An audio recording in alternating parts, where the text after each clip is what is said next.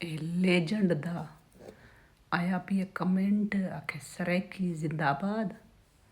मासी दे हाल किवें गई होवी साकू भी दसा।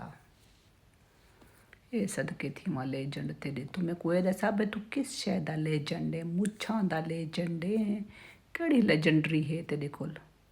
मुच्छां दी लेजेंडरी आखें तो हाँ मैं आखां बे मुच्छां तैं चंगियां वलियां रखियां। आखे किवें गई बेहर जहाज़ ते गईयां किवें वञींदे लाह थी वो कि हाँ मैं को लाह की थी खड़े वे। मैं को तो लगदा मैं जर्मनी आके कई जुर्म च कीता है। मैं कोई थोड़े पैसे चा के भजियां कोई मैं डाका मार के भजियां कोई मैं तेरे पैसा ना थोड़ा वादा किया थोड़ा उधार गिन के भजियां। और भेड़ा मैं को दसो मैं केड़ा थोड़ा खजाना लूटा मैं तो मदनियात चा के भजियां। वो मैं कीता के मैं जर्मनी आके मेरे को तो लगता मैं कि गुनाह चा कीता मेरे को वला वला पुछ देवे मासी किवें गई। ओ मरो खुदा पुछने जिमें बाए लोग आंदन उएं मैं कोई अनोखड़ी बेहरा आवड़ी हाँ।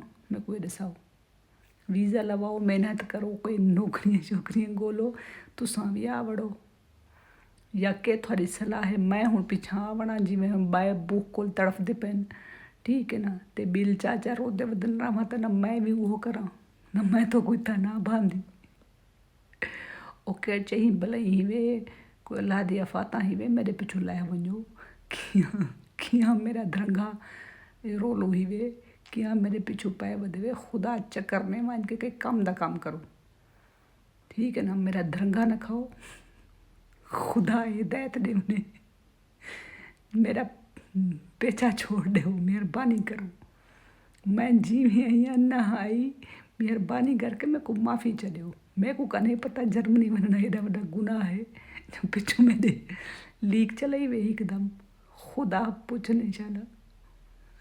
सराय की जिंदाबाद।